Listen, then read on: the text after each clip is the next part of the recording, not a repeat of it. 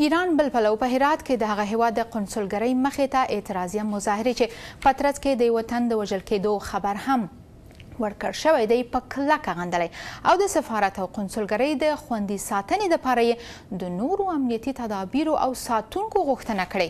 د ایران د بهرنیو چارو د وزارت ویاند مرزیه افغان د ایرنا د خبري رسنۍ له لارې د یوې اعلامیې په خپرولو سره ویلي چې په سیمه کې د مظاهره کوونکو د غیر قانوني غونډېدو د مخنیوي دپاره باید امنیتي ځواکونه ژر سیمې ته رسیدلي وای.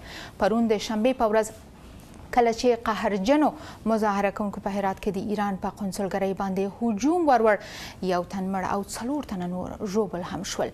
ایران د دې عمل په تړاو د خپل احتجاج د ښودلو په موخه په هغه هیواد کې افغان سفیر نصیر احمد نور د بهرنیو چارو وزارت ته احضار کړ او ویل چې د هغه هیواد باید د ورته پیښو د مخنیوي لپاره د امنیتي ساتونکو شمیر زیات کړي. بل پلو د افغانستان د بهرنیو چارو وزارت په هرات کې د ایران په قونسلګرۍ کې په پرونۍ پېښې تاسف ښودلی او ویلي دي چې باید دا پېښه نه وای ترسره شوې. د دې وزارت ویاند جانان موسی وایي چې افغان امنیتي ځواکونو په موقع ددغې پېښې مخنیوی وکړ او مکلف دي چې د بهرنیو ډیپلوماتیکو ساحو امنیت هم خوندي کړي.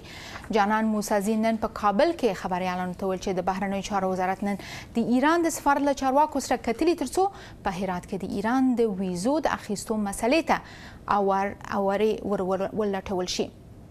هغه ایران ته د افغانستان د مهاجرینو د وزیر سفر چې د افغان کډوالو د ویزو د تمدید په هدف یې کړی و مثبت وښود. پاکستان اسلامي جمهوریت طالب بندیان خوشي کوي او دوی دا فرصت پیدا کوي چې بیرته لاړ شي د خپلو کورنیو سره یو ځای شي او همداراز د افغانستان د سولې په پروسه کې یو مثبت نقش ولوبوي. دا ډېره ښه خبر ده او د هغه هرکلی موږ پخوا هم کړی او اوس هم کوو. ولې د افغانستان دولت تمه دا ده چې د پاکستان اسلامي جمهوریت چې د افغانستان د سولې پروسې په ملاتړ کې یو کلیدي نقش لري په راتلونکي کې د دې نه لا زیات او لا مهم ګامونه پورته کی.